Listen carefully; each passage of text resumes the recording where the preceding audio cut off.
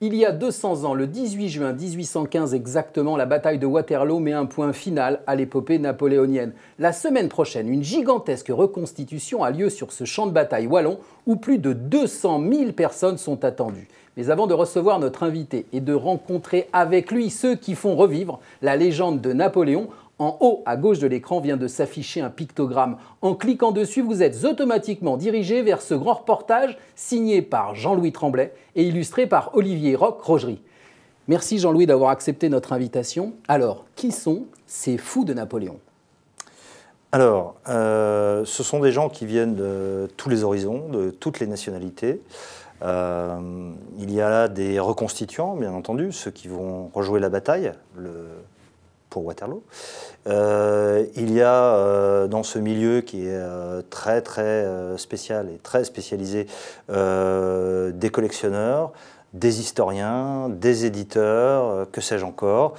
Il y a aussi évidemment ceux qui sont chargés de transmettre le flambeau, je pense notamment aux descendants de la famille impériale. Alors on ne peut pas parler de tous ces passionnés, de ces portraits passionnants que l'on peut lire dans votre reportage, mais on est obligé de parler de Franck Sanson qui depuis lui 6 ans est le Napoléon sur toutes les reconstitutions historiques. Exactement. Donc Franck Sanson est un avocat parisien basé en Bretagne, spécialisé, je le dis au passage, dans le permis de conduire, mais sa passion, c'est Napoléon. Et depuis 6 ans, c'est lui qui incarne effectivement le jour de la reconstitution, l'empereur sur le champ de bataille. Donc c'est quelqu'un qui vit complètement sa passion, qui pousse le détail très loin. Je vais vous donner 2 ou 3 exemples, mais par exemple, il a une perruque parce que lui est à peu près aussi chevelu que moi, c'est-à-dire qu'il est complètement glabre. Ouais. Et donc il se met la petite perruque avec la pointe. Et chaque année, comme l'empereur vieillit et qui vit à 200 ans de distance, eh bien, il rajoute des mèches grises. Faire le vieillissement. Son cheval, celui qu'il va monter à Waterloo, sera le cheval gris clair, pas celui évidemment de Napoléon, mais gris clair, c'était la robe du cheval de l'empereur, le fameux Marengo qui a été capturé par les Anglais après la bataille. On découvre paradoxalement que la Grande Armée de 2015 recrute parmi nos meilleurs ennemis. Alors ça, ce n'est pas le moindre des paradoxes, effectivement. On pourrait se dire que sur tous ces reconstituants qui vivent l'épopée impériale, il y a une majorité de Français. Pas du tout.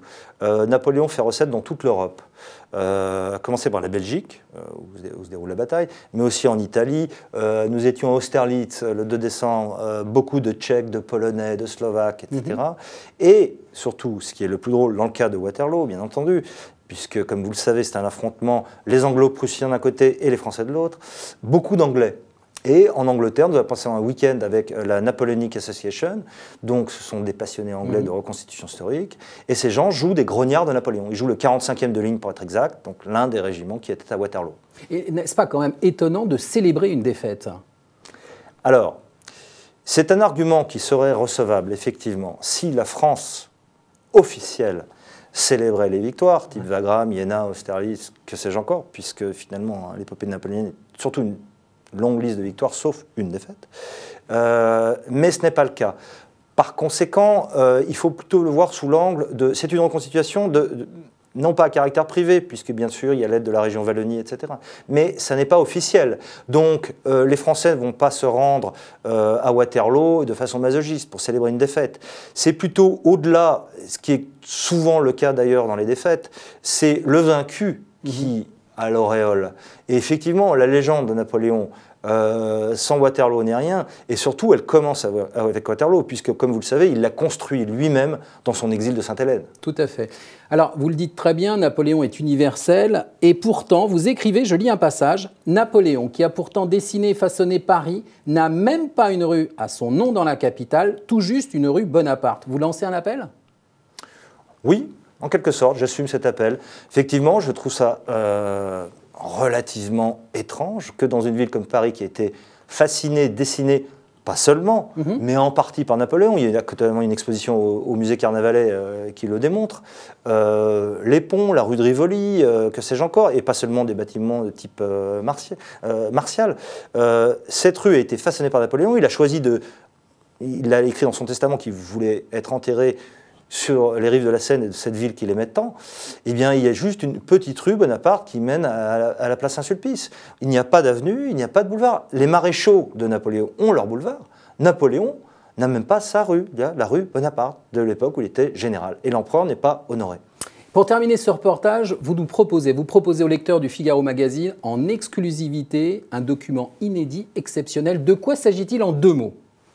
En 2 mots, il s'agit de plaques effectuées au daguerréotype, donc nous sommes au début de la photo, sous Napoléon III, qui ont été achetées, on ne sait dans quelles circonstances, mais en tout cas par une richissime américaine au XXe siècle. Elles représentent des vétérans de la Grande Armée, donc des hommes qui ont servi Napoléon, qui étaient peut-être à Waterloo. On a très peu d'éléments, on ne connaît même pas le nom du photographe. Mais ces plaques ont été léguées ensuite à une université américaine. Cette université américaine les a mis en ligne.